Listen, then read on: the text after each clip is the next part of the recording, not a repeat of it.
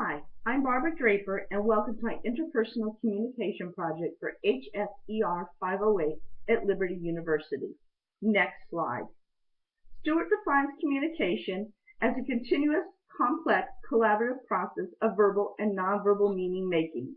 He also notes interpersonal communication as an important part of communication that includes collaboration, choices, culture, identity, conversation, and nexting. This takes place between families, friends, in business, in the classroom, and in arguments. Before this class, I thought I was a very good communicator, but soon realized I had many things to learn, starting with my listening skills. Next slide.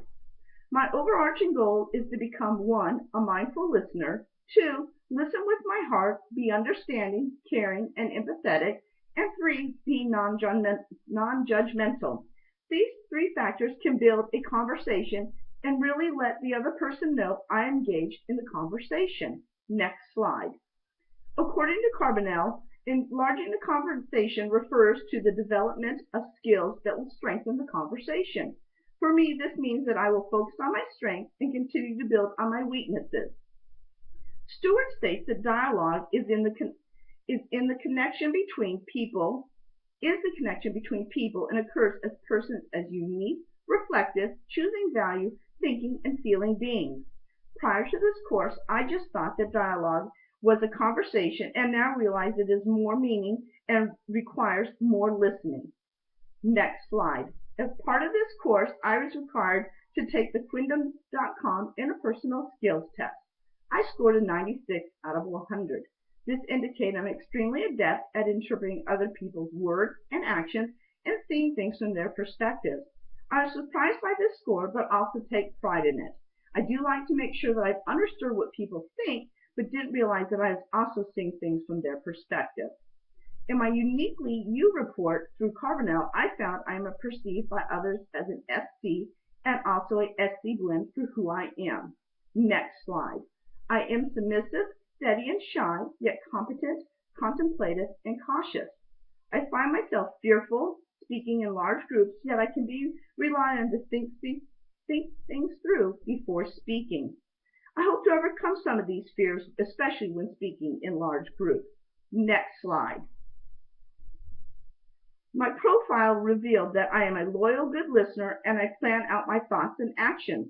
Some negative points were that I am nervous in front of large groups, I am intimidated by dominant personalities, I can be soft-spoken at times, and I spend too much time planning out what I'm going to think or say.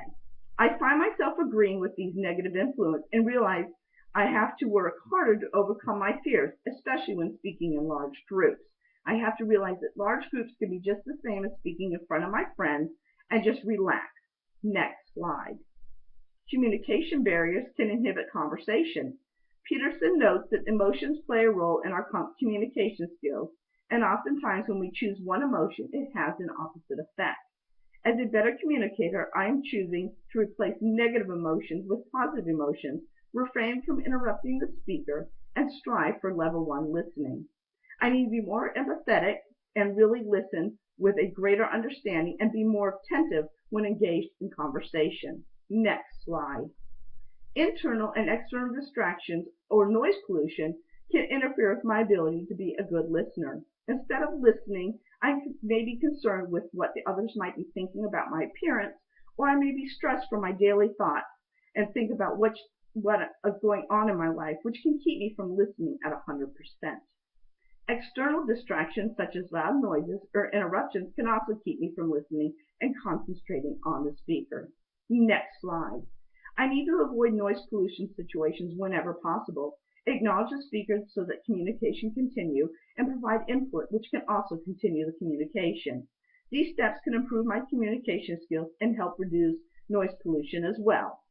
Next slide. In order to implement my new communication techniques and improve my listening, I have to become a more empathetic listener, continue to reduce interrupting the speaker, and listen without judging. I also need to identify everyone as a person and focus on the speaker, not on what I want to say next. This will always be a work in progress, but to be a good listener, there is always room for improvement. Next slide. In summary, communication is more than just listening. Through the course, I've been able to see how I've communicated in the past and how it has shaped me as a person. I've seen how noise pollution can affect listening skills and how these skills can always be improved and reassessed. I will continue to grow and use my new skills both personally and professionally. Thank you for your time.